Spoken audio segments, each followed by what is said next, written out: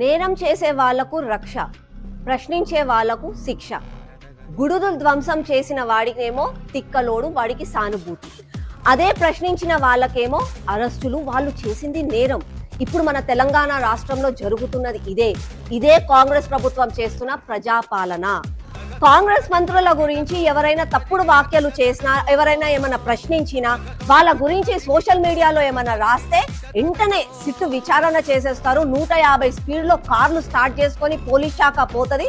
వాళ్ళని రాత్రి పగలు తేడా లేకుండా వాళ్ళని అరెస్టులు కూడా చేస్తారు. కానీ ఇదే పోలీస్ శాఖ మన తెలంగాణ రాష్ట్రంలో ఇన్ని గుడుల పైన దాడులు జరిగినా కూడా మౌనం, మాట్లాడట్లేదు, అరెస్టులు చేయట్లేదు. ఇదే సెక్యులర్ వాది అయిన ఓఐసీ మాట్లాడాడు, ఇదే సెక్యులర్ వాది అయిన రేవంత్ రెడ్డి గప్చుప్, ఎలాంటి మాటలు మాట్లాడారు. ఎందుకు అనంటే వీటెనకాల ఉన్నది వాళ్ళే.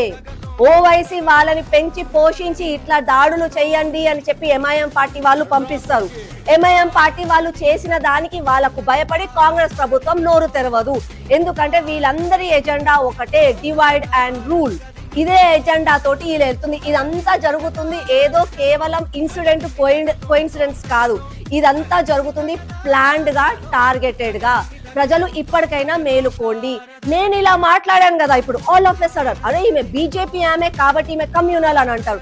అరే భయ్, మీకు కూడా కాంగ్రెస్ వాళ్ళు, బీఆర్ఎస్ వాళ్ళు దోస్తులు ఉంటారు కదా, దోస్తులను ఒకసారి అడగండి.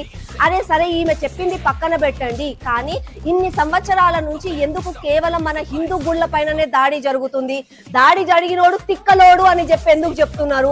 మళ్ళీ ఆ తిక్కలోడిని ఇంట్లో ఎందుకు పెట్టుకుంటలేరు? ఆ తిక్కలోడు రోడ్ల పైన నడుచుకుంటూ వస్తుంటే వాడికి ఎక్కడ మస్జిద్, దర్గా, ఆసుపత్రి, పోలీస్ స్టేషన్, స్కూళ్ళు ఎందుకు కనిపించట్లేదు?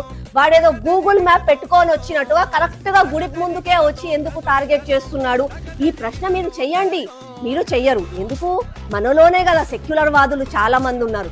ఆ సెక్యులర్ వాదులు ఇప్పటికన్నా మేలుకోండి.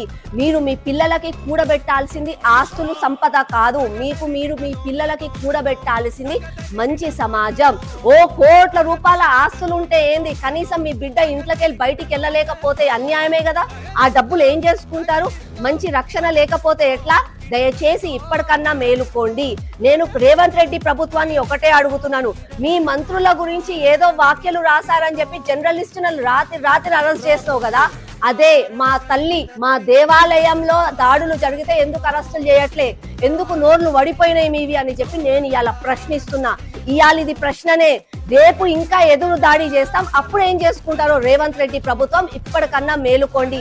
ప్రధానమంత్రి రాహుల్ గాంధీని చెయ్యాలి అని చెప్పి చేస్తున్న ఈ పిచ్చి టార్గెట్ ఇది మేము ఇప్పుడు ఊరుకోము. ప్రజలు మేలుకుంటున్నారు.